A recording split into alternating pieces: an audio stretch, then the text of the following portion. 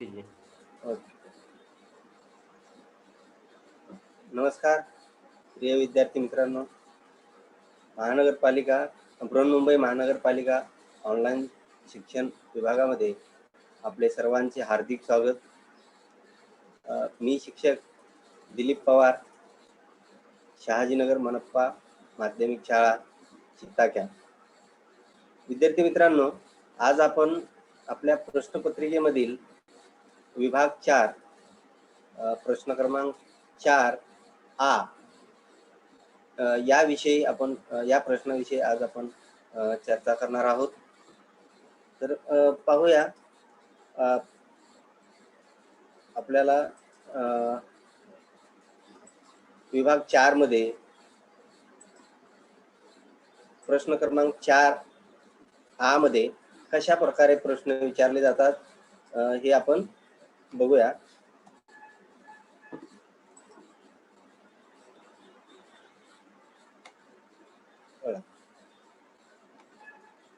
आजचा आपला विषय मराठी अक्षर भारती. त्यामध्ये आपला घटक आहे भाषिक घटकावर आधारित कृती. आणि की प्रश्नपत्रिकेमध्ये आपल्याला विभाग 4 प्रश्न क्रमांक 4 आ हा जो प्रश्न आहे तो व्याकरणावरती प्रश्न विचारला जातो. तर यामधील प्रश्न क्रमांक 4 आ भाषा सौंदर्य याबद्दल आज आपण चर्चा करणार आहोत की भाषिक घटकावर आधारित कशा प्रकारे प्रश्न आपल्याला या प्रश्नामध्ये विचारले जातात आणि आपण ते कशा प्रकारे सोडवायचे याविषयी आज आपण चर्चा करणार आहोत. पाहूया.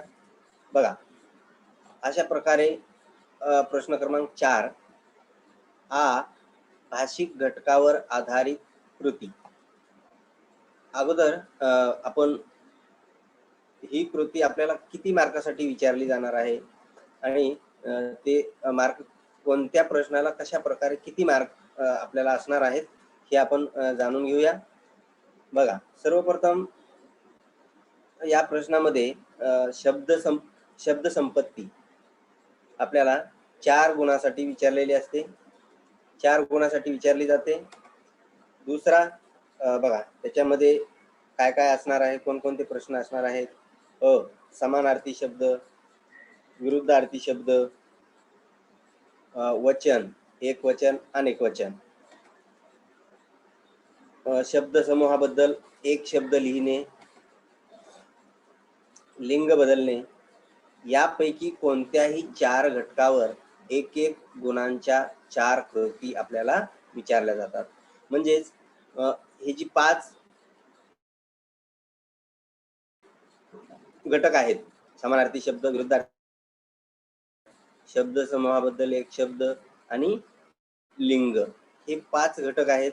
या 5 घटकापैकी आपल्याला 4 घटकावर एक मार्कासाठी एक गुणासाठी आपल्याला प्रश्न विचारला जातो. हे झाले 4 गुणासाठी आपल्याला हे शब्द संपत्तीवर आधारित प्रश्न विचारले जातात. त्यानंतर वाक्य दुरुस्त करून लिहा यावरती आपल्याला 2 गुणांसाठी प्रश्न विचारले जातात. त्यानंतर वाक्यात विराम चिन्हाचा उपयोग करा, विराम चिन्ह. तर हे आपल्याला यावरती प्रश्न विचारले जाणार आहेत की विराम चिन्हाचा वापर आपण या वाक्यामध्ये करायचा आहे. ते आपल्याला 2 गुणांसाठी विचारले जाते. तर आपण अशा प्रकारे हे 8 गुणांसाठी आपल्याला भाषिक घटकावर जे प्रश्न विचारले जातात हे कशा प्रकारे विचारले जातात, कसे शब्द असतात हे आपण एक मुद्द्याच्या आधारे जाणून घेऊया. बघा, यामध्ये समानार्थी शब्द, समानार्थी शब्दांमध्ये बघा कोणकोणते शब्द येणार आहेत. माता म्हणजे आई, जननी, माय, माँ, यानी कि माँ को माता बोलते हैं, तो उसके समानार्थी शब्द. पुढे मुख, मुख म्हणजे चेहरा, फेस, तो उसका आएगा तोंड, वदन। गोड, गोड मतलब मीठा, उसका समानार्थी शब्द आता है मधुर। पान, पान मतलब जो पेड़ की जो पत्ती होती है, पत्ते होते हैं, त्याला समानार्थी शब्द आएगा पर्ण। घर, सदन, निवास। काया, काया मतलब शरीर, देह। हजेरी, उपस्थिती। आकाश, आभाळ, गगन। पाऊस, पर्जन्य, वर्षा, बारिश, बारिश को पाऊस बोलते हैं, तो उसका समानार्थी शब्द आएगा पर्जन्य, वर्षा। काठ, काठ मतलब तीर। देव, ईश्वर, प्रभू। भक्कम म्हणजे मजबूत। झरा, निर्झर। संधी, मोका। सावली, छाया। गाणे, गीत। सागर, समुद्र, रत्नाकर। अशा प्रकारचे समानार्थी शब्द आपल्याला विचारले जातात. म्हणजेच या ठिकाणी आपल्याला माता असा शब्द प्रश्नपत्रिकेमध्ये विचारला जाणार आहे आणि आपण त्याचे उत्तर आपल्याला एक शब्दामध्ये, एक वर्ड में लिखना है। माता, आई, किंवा जननी, माय, ऐसा एक शब्दों में लिखा तो भी चलेगा। और ये देखो, इसमें एक महत्वपूर्ण बात है कि एक मार्क के लिए एक वर्ड में आंसर लिखना है, एक शब्दों में आंसर लिखना है, तो हमें कम समय में एक गुण मिलने वाला है। इसीलिए ये व्याकरण का भाग जो होता है, नंबर बढ़ाने के लिए, अपना रिजल्ट अच्छा लाने के लिए व्याकरण का भाग बहुत महत्वपूर्ण होता है। तो ये एक एक जो नंबर है, एक एक जो मार्क है, हमें आसानी से मिलने वाला है। और कुछ समानार्थी शब्द आप लोगों को मैं बताता हूँ। नदी, सरिता, तटिनी। नखरा, तोरा, एट। पोपट मतलब तोता। राघू, रावा।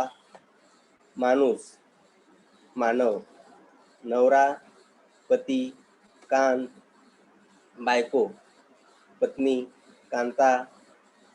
दंगा म्हणजे मस्ती, गडद, भडक। मयूर, मोर। धाकटा, लहान मतलब छोटा। कर्ण मतलब कान। इलाज, उपाय। बातमी, वार्ता। खडतर, बिकट। वेदना, यातना। अखेर, शेवट। थंडी, गारठा आणि विलंब म्हणजे उशीर। बघा, अशा प्रकारचे समानार्थी शब्द आपल्याला प्रश्नपत्रिकेमध्ये विचारले जातात.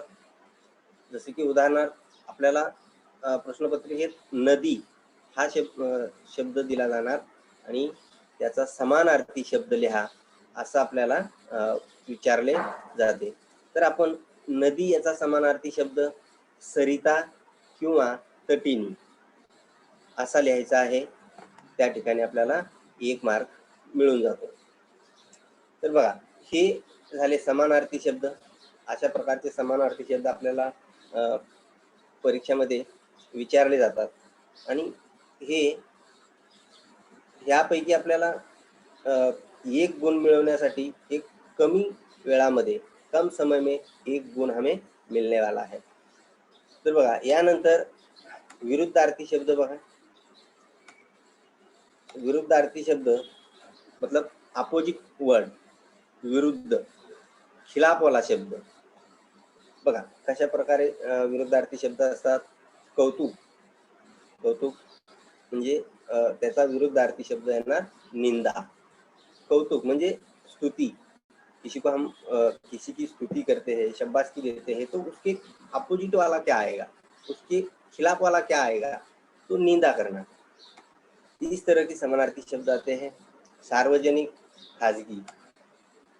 फरक, साम्य. परका, आपला. प्रवाही, अप्रवाही, कायम, तात्पुरते, पात्र, अपात्र, गुण, अवगुण, उपकार, अपकार, विश्वास, अविश्वास, गर्द, विरळ, विसंगत, सुसंगत, अखेर, प्रारंभ, सहकार, असहकार, मान, अपमान, सेवक आणि मालक, रसिक, रसिक, अरसिक. बघा, अशा प्रकारे विरुद्धार्थी शब्द आपल्याला प्रश्नपत्रिकेमध्ये विचारले जातात. काही विद्यार्थ्यांचा असा गैरसमज होतो की समानार्थी शब्द आणि विरुद्धार्थी शब्द यामधला फरक जाणून न घेता काही वेळा त्याचं उत्तर लिहिलं जातं.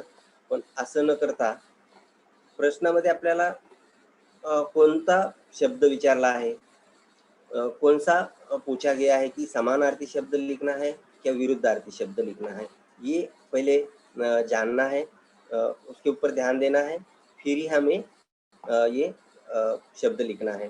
तो विरुद्धार्थी शब्द, मैं और कुछ विरुद्धार्थी शब्द आप लोगों को बताता हूँ. आवड, नावड, परवानगी, मनाई, धाकटा, थोरला, पास, नापास, उत्तीर्ण, अनुत्तीर्ण, पायथा, माथा, शाकाहारी, मांसाहारी, वाढ, घट, खरेदी, विक्री,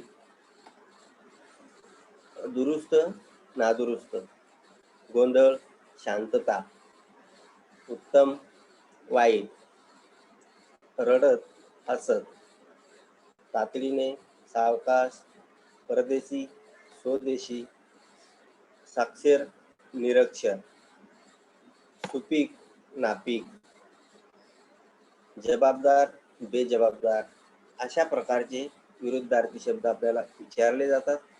हे लक्षात ठेवायचं आहे की समानार्थी आणि विरुद्धार्थी यामध्ये फरक लक्षात ठेवायचा आहे. कारण माझ्या असं लक्षात आलं काही वेळा विद्यार्थ्यांनी समानार्थी शब्द आणि विरुद्धार्थी शब्द यामधला फरक जाणून न घेता त्याचे उत्तर लिहिल्यामुळे ते चुकीचे झाले. त्यामुळे विरुद्धार्थी शब्द म्हणजे खिलाफ, जैसे कि रात्र, दिन, यानी कि रात उसके उल्टा क्या हो जाएगा, दिन. तो उसके उल्टा, उसके अपोजिट. इस तरह ये प्रश्न क्रमांक 4A में हमें भाषा सौंदर्य में समानार्थी शब्द और विरुद्धार्थी शब्द पूछे जाते हैं. एक समानार्थी शब्द 1 मार्क के लिए और विरुद्धार्थी शब्द 1 मार्क के लिए, ऐसे दोनों में 1-1 मार्क के लिए क्वेश्चन हमें यहाँ परीक्षा में पूछे जाते हैं. तो चलो, ये हो गए समानार्थी और विरुद्धार्थी शब्द 2 मार्क के लिए.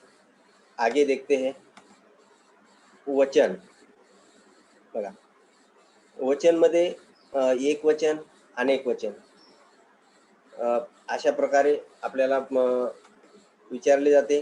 बघा, वचनची व्याख्या बघूया. व्याख्या: वस्तू एक आहे की अनेक आहेत हे नामाच्या स्वरूपावरून कळते, त्याला त्या नामाचे वचन असे म्हणतात.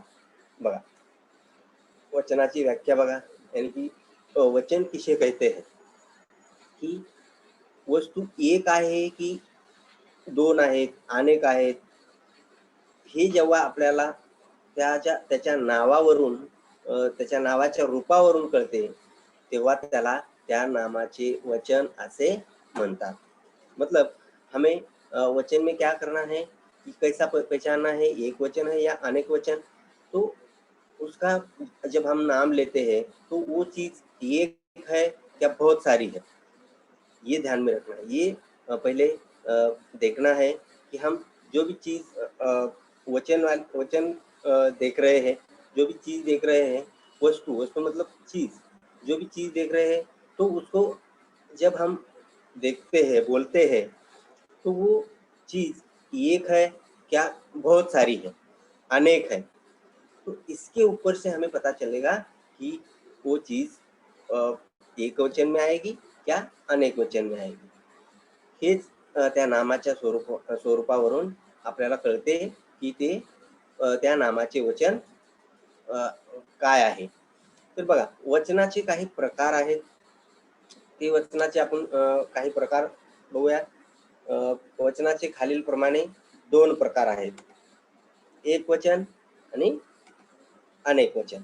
बघा एक वचन मध्ये मी आता सांगितल्याप्रमाणे एक सिर्फ एक वस्तु होती है, उसे एक वचन कहते हैं।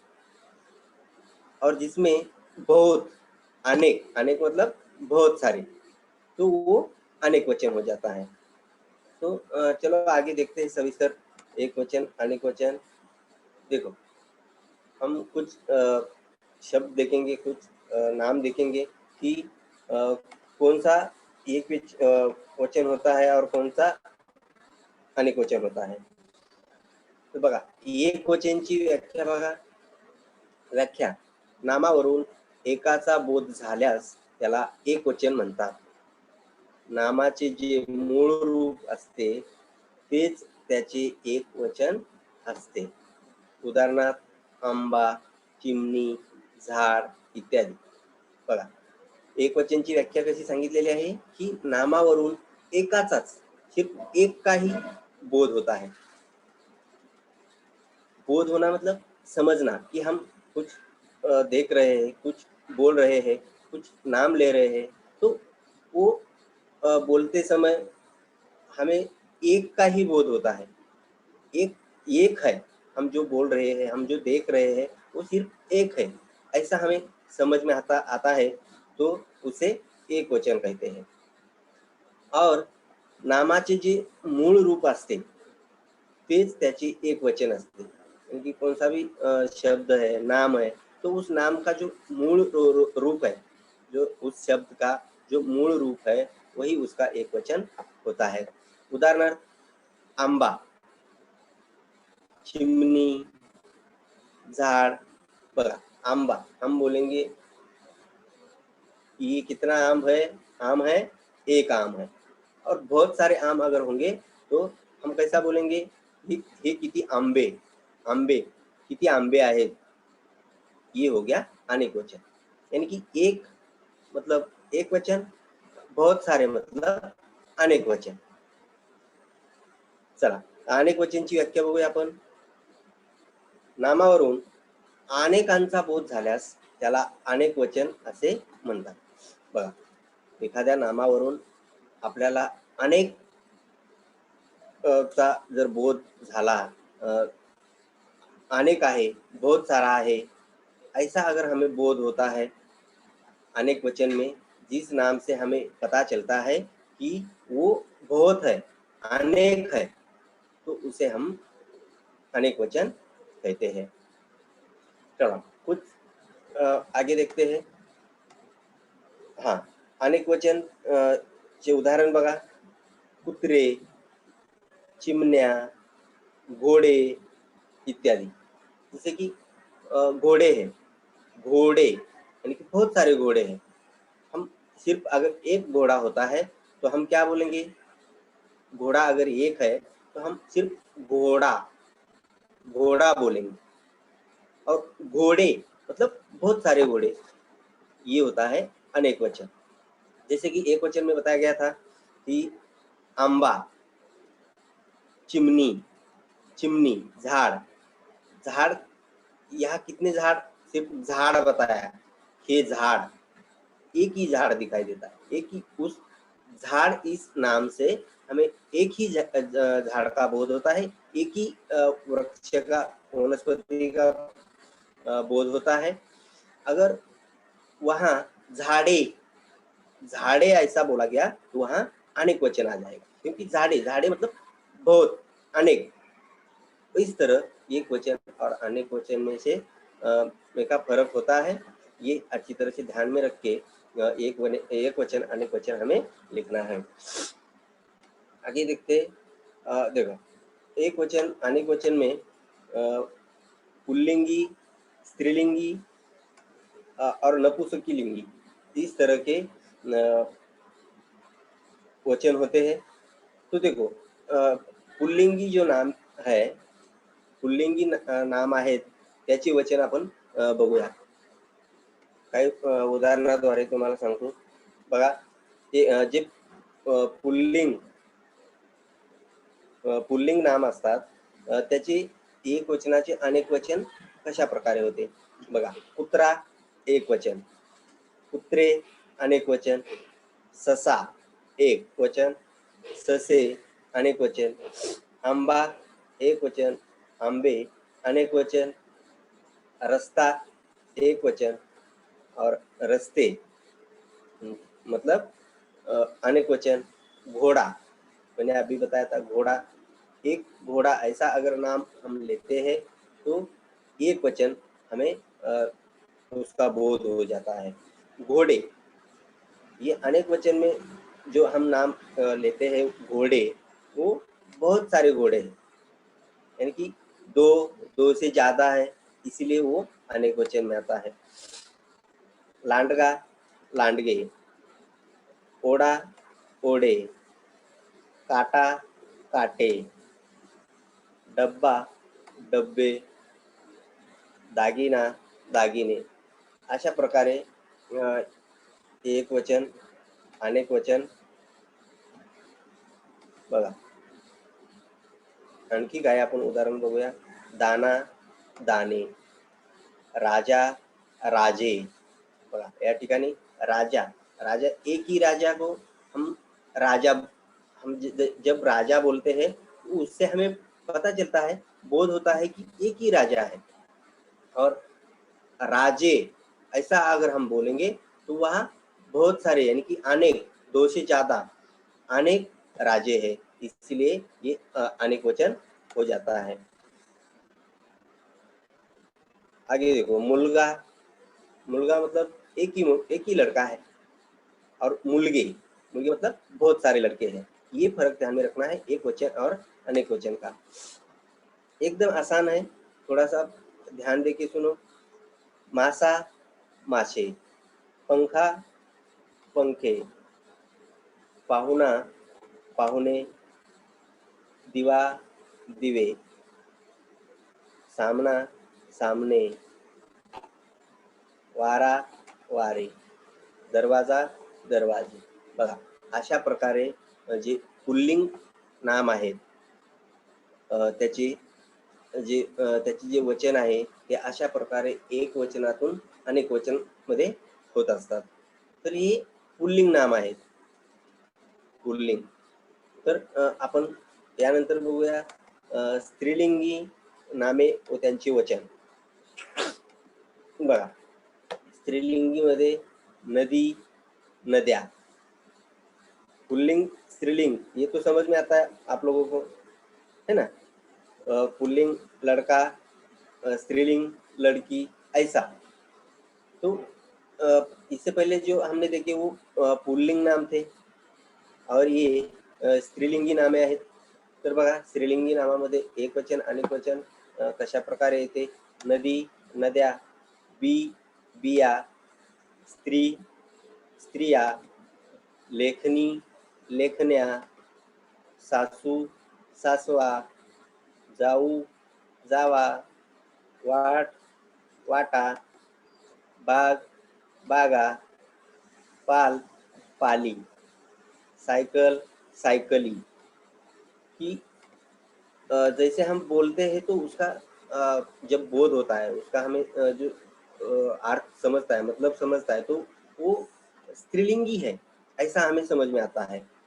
जमीन जमीनी, सुख सुका, जात जाती, वेल वेली, बीज बीजा, पाटी पाट्या, होडी होड्या, सनई सनया, टोपी टोप्या, वही वह्या, अशा प्रकारे स्त्रीलिंगी जो नाम असतात त्याची एक वचन अनेक वचन अशा प्रकारे होत असते। ह्या एक वचन अनेक वचन मध्ये नाम अगोदर हमें पहचानना है कि ये स्त्रीलिंगी है या पुल्लिंगी है।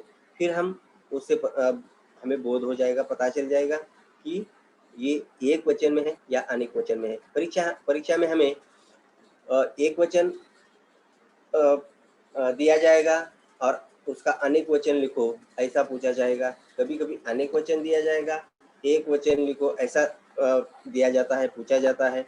तो हम वो जो दिया हुआ शब्द है, जो नाम है, वो ठीक से देखना है और उसका क्या करना है।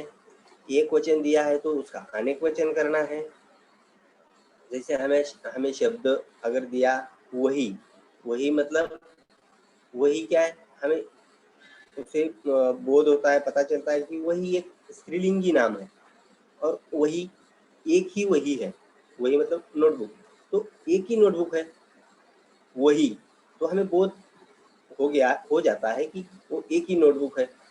तो उसका अनेक वचन करने के लिए बोला गया है।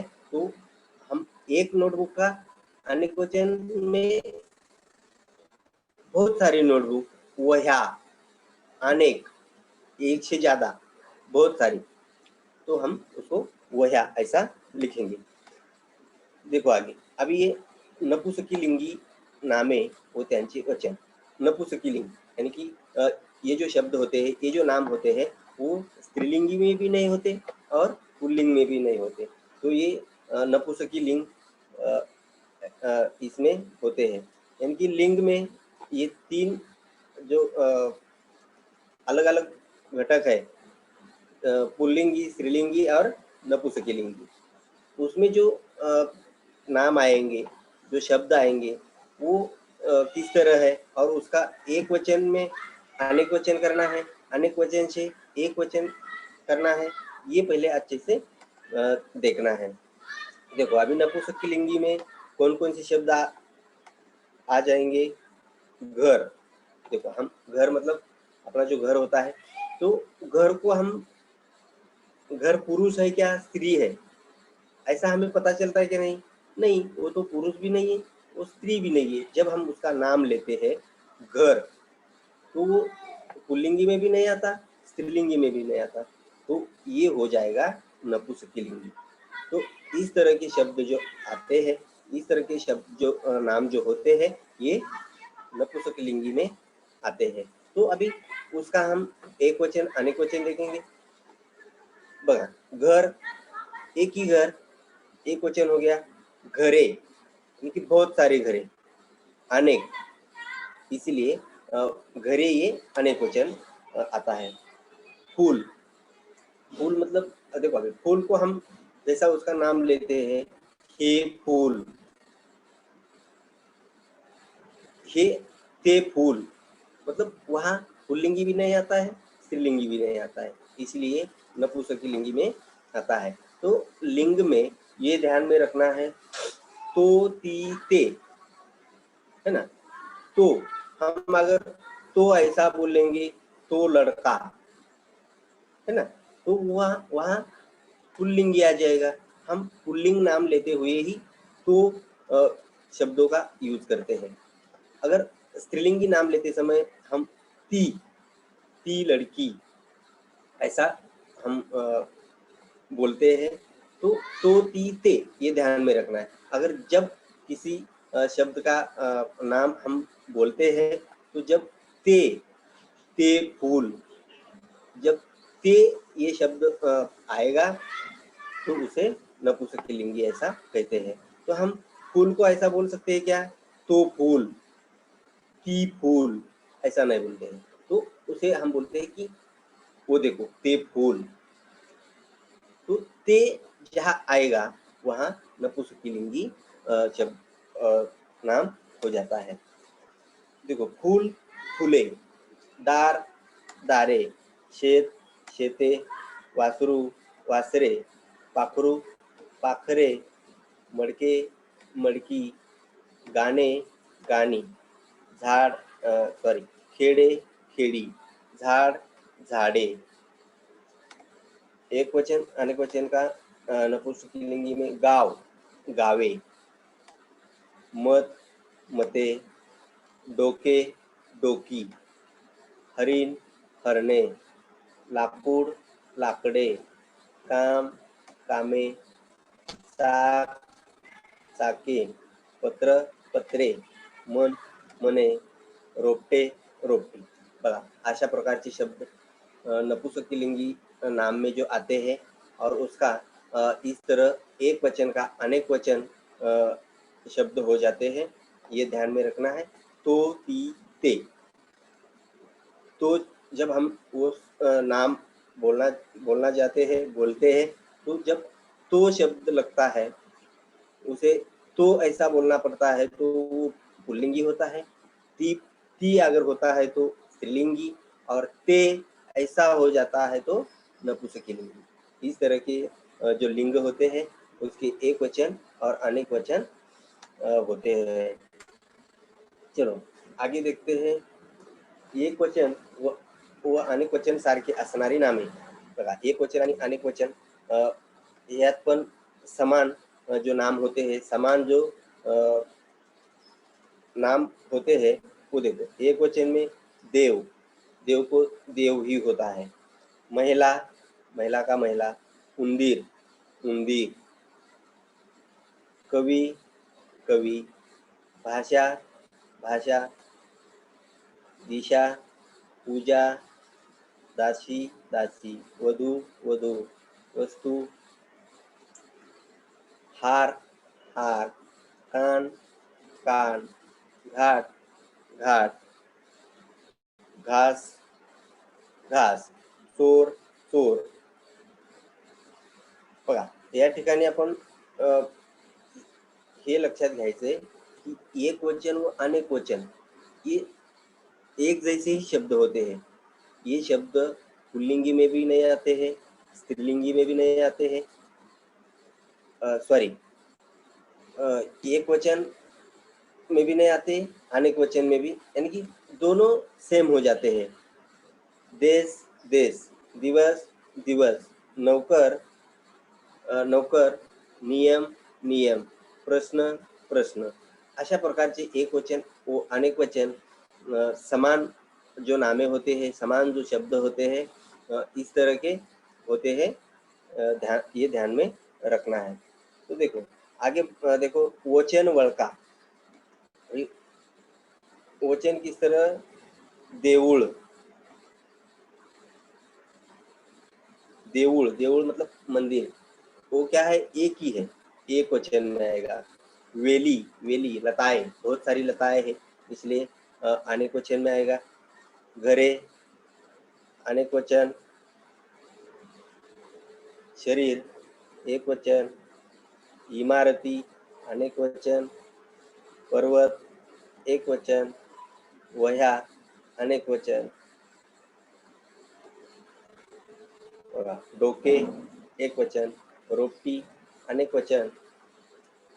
मडके, एक वचन। खेड़ी, अनेक वचन। सनई, एक वचन। वेली, अनेक वचन। वारा, एक वचन।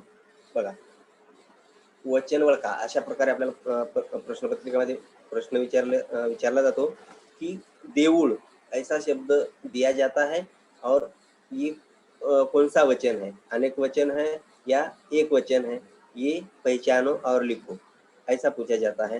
तो हम उस शब्द को, उस नाम को अच्छे से पढ़ना है कि वो शब्द कैसा है, एक वचन का है या अनेक वचन का है। तो एकदम आसानी से हम उसको पहचान सकते हैं, आसानी से समझ सकते हैं कि एक है क्या अनेक है, बस इतना ही करना है। जो हम नाम पढ़ रहे हैं, जो हम शब्द पढ़ने जा रहे हैं, वो उसमें एक का ही बोध होता है या अनेक का बोध होता है, ये देखना है और पहचानना है, लिखना है। आगे देखो शब्द समूहाबद्दल एक शब्द लिखने। बघा यहाँ बहुत सारे बच्चों का एक प्रॉब्लम होता है, यानी कि गैर समझ होता है कि उनको यही नहीं समझता है कि एक शब्द समूहाबद्दल एक शब्द लिहा।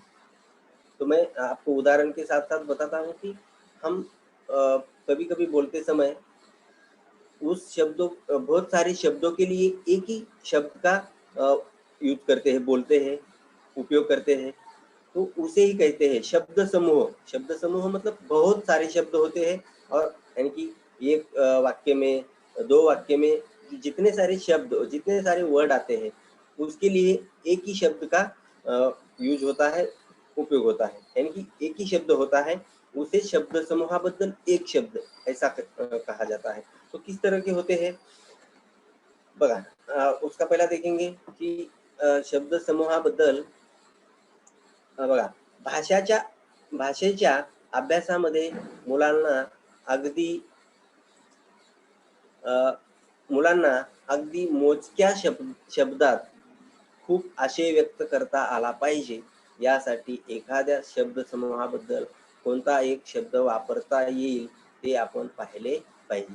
बघा, मराठी विषयामध्ये या भाषेच्या अभ्यासामध्ये आपल्याला मोजक्या शब्दात, यानी कि जैसे कि हमारा सारांश लेखन होता है कि कम से कम शब्दों में पूरा आशय, पूरी बात जो हम किस तरह बताते हैं, उस तरह ये शब्द समूह होता है कि यानी कि एक बहुत सारे शब्दों के लिए एक ही शब्द यूज करना।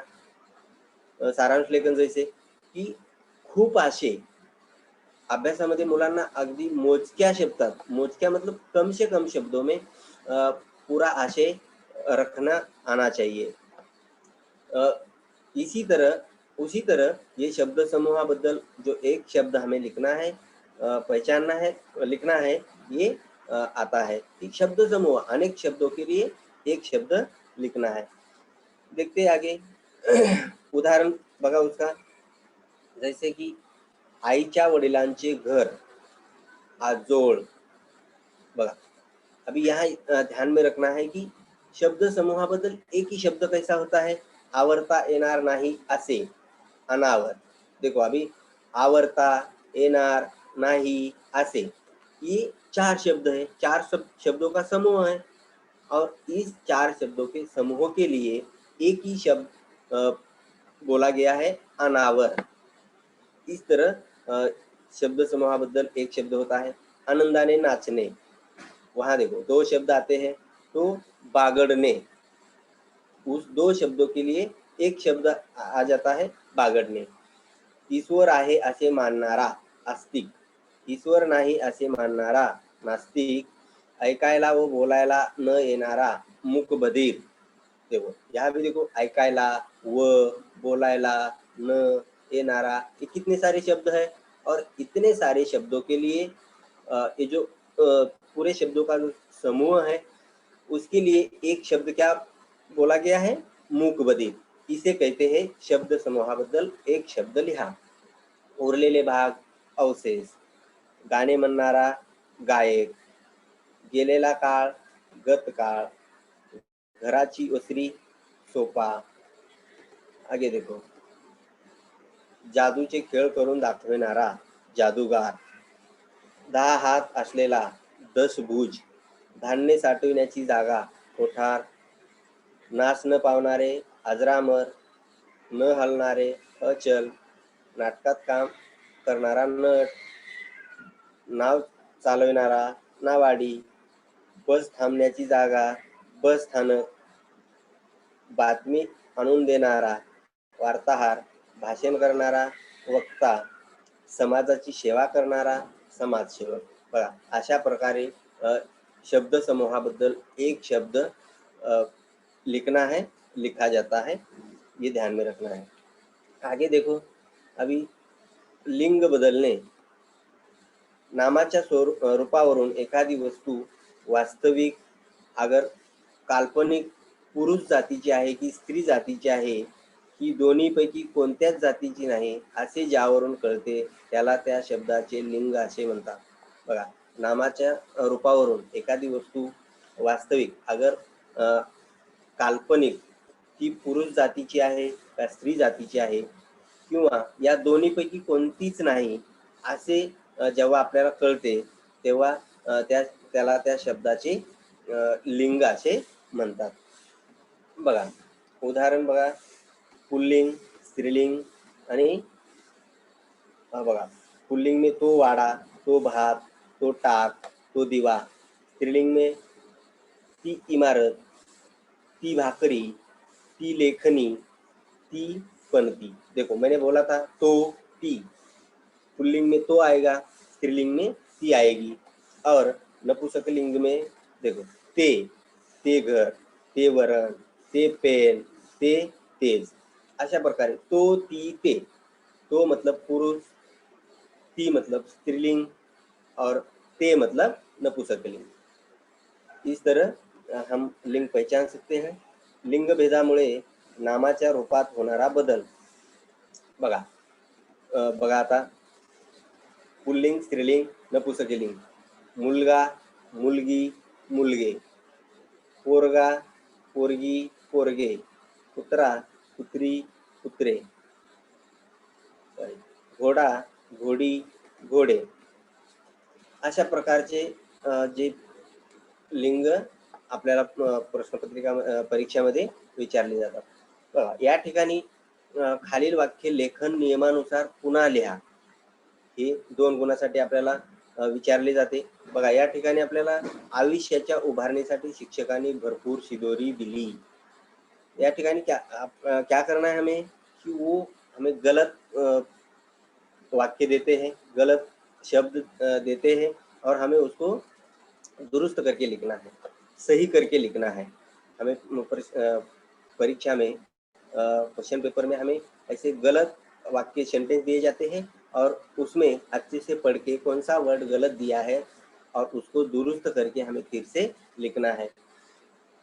या आयुष्याच्या और भरपूर ये 2 शब्द गलत दिए हैं. दूसरा देखो, अशा परिस्थितीत माझी शाळा सुरू झाली. देखो ये भी वर्ड गलत दिए हैं और वह अंडरलाइन किया हुआ रहता है. जो शब्द उन्होंने गलत दिए हैं वो अंडरलाइन किया हुआ रहता है. वो शब्द कहाँ गलत किए हैं, कहाँ दुरुस्त करना है, ये देख के हमें वो दुरुस्त करना है. उत्तम नागरिक कुणाला म्हणावे. देखो उत्तम, नागरिक, कुणाला हे 3 शब्द गलत दिए हैं. सगळ्यात भारी ॲप डोक्याच्या कवटीत आहे. बघा आयुष्याच्या ऊपर वाले वाक्य में सेंटेंस में देखो आयुष्य कैसा लिखा है, जो जो मात्रा दिया है वो कैसा दिया है. भरपूर में कौन सी गलती है. दूसरे में देखो परिस्थिति, शुरू, ये 2 जो शब्द थे वो गलत दिए थे. बघा उत्तम, नागरिक, कुणाला ये शब्द दुरुस्त करके जो लिखे हैं. सगळ्यात, कवटीत जो मात्रा है वो बड़ी मात्रा, छोटी मात्रा, इसमें वो गलतियां करते हैं, वो हमें सुधार के लिखना है. आगे देखो, खाली दिलेल्या वाक्यात योग्य विराम चिन्हाचा उपयोग करा. हे आपल्याला 2 गुणांसाठी विचारले जाणार आहे. तर बघा विराम चिन्ह जाणून घ्या. पूर्णविराम, स्वल्पविराम, प्रश्नचिन्ह, अवतरण चिन्ह, अपसारण चिन्ह, अर्धविराम चिन्ह, अपूर्ण विराम चिन्ह, उद्गार चिन्ह, संयोग चिन्ह, विकल्प चिन्ह. अशा प्रकारचे हे जे विराम चिन्ह आहेत. आपल्याला काही सेंटेन्स दिले जातात, वाक्य दिले जातात आणि त्यामध्ये या विराम चिन्हाचा योग्य ठिकाणी आपल्याला उपयोग करायचा आहे, वापर करायचा आहे. तर बघा काही मी उदाहरणासाठी शब्द दिलेले आहेत. तर आपल्याला हे विराम चिन्हांची नावं पाठांतर असणं आपल्याला आवश्यक आहे. त्यामुळे हे विरामचिन्हांची जी नावं आहेत, कोणत्या विरामचिन्हाला काय बोलतात हे आपल्याला पाठ करून ठेवणं गरजेचं आहे. बघा या ठिकाणी अरे वा किती सुंदर फूल आहे. तर या ठिकाणी कोणत्या ठिकाणी आपल्याला कोणत्या विरामचिन्हाचा वापर करायचा आहे ते आपल्याला समजले पाहिजे. बघा अशा प्रकारचे मी तुम्हाला 5 उदाहरण दिलेले आहेत. अरे वा किती सुंदर फूल आहे हे. या ठिकाणी बघा आपल्याला विराम चिन्हाचा वापर अशा प्रकारे आपल्याला वाक्य दिले जातात आणि त्यामध्ये विराम चिन्हांचा वापर करा हे आपल्याला विचारले जाते. तर बघा अरे वा, बघा अरे वा या ठिकाणी आपल्याला उद्गारवाचक चिन्हाचा उपयोग करायचा आहे. बघा दुसरा, मुलांनो अभ्यास करा. बघा या ठिकाणी आपल्याला स्वल्पविराम या चिन्हाचा उपयोग करायचा आहे. तू गावाला जाणार आहेस का. ये हमें सेंटेंस पढ़ने के बाद पता चलता है कि ये सेंटेंस हमें कौन सा विराम चिन्ह लग जाएगा। देखो यहाँ क्वेश्चन पूछा गया है कि तू गांव जाने वाला है क्या, इस तरह। सोरा शाळेत जाते, देखो यहाँ पूर्ण विराम लग जाएगा। इस तरह कुत्रे भुंकत होते पण चोर दिसत नव्हते। ऐसा ये इस तरह विराम चिन्हों का उपयोग हमें वाक्य में करना है। ये हमें 2 गुण के लिए पूछे जाते हैं। अशा प्रकारे प्रश्नपत्रिकामध्ये आपल्याला हा भाषा सौंदर्य जो भाग आहे तो भाग आपल्याला लिहायचा आहे आणि चांगल्यापैकी जे आपल्याला गुण मिळणार आहेत ते या व्याकरण भागावरून एकदम आसानी से जो गुण हमें मिलने वाले हैं, यानी कि कम समय में ज़्यादा गुण मिलने वाले हैं। इसलिए इस व्याकरण के भाग पे अच्छे से ध्यान देना जरूरी है। आज के लिए इतना ही, धन्यवाद। Hello sir. हाँ सर बोलिए। हाँ हो गया सर, हो गया सर। ओके ओके, किसी को कोई प्रश्न है?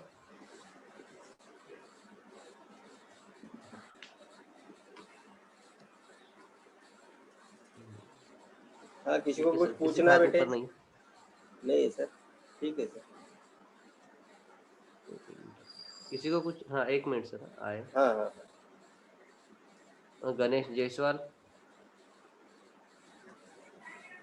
बोल। गणेश जायसवाल कुछ पूछना है? इसका पीडीएफ भेज देना।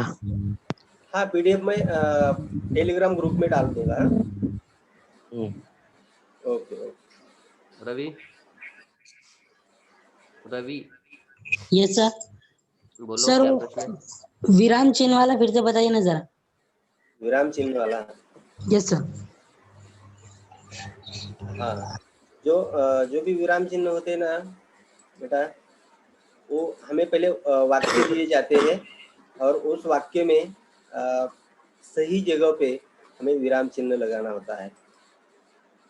एक मिनट, ये देखो दिख रहा है ना? हाँ सर, हाँ हाँ सर, देखो ये जो चिन्ह है, चिन्ह पहले हमें याद करना है। और ये चिन्ह जैसे कि मैंने बताया कि इस तरह के वाक्य दिए जाते हैं हमें, और वहाँ किस जगह पर, कौन सी जगह पे उस चिन्ह का, विराम चिन्ह का उपयोग करना है, ये हमें समझना चाहिए। और वो कौन से प्रकार का वाक्य है, यानी कि प्रश्नार्थी चिन्ह लगाना है, उद्गारवाचक है, या कौन सा वाक्य है, ये पहचान के हमें विराम चिन्ह का वापर करना है। मतलब वहाँ विराम चिन्ह नहीं दिए जाते हैं, खाली वाक्य दिए जाते हैं और हमें बोला जाता है कि यहाँ विराम चिन्ह का उपयोग करो। ओके।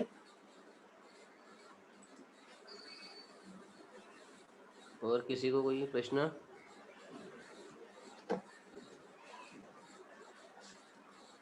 ठीक है sir. Okay sir, okay sir, okay okay, चलो bye. Okay, thank you sir, bye.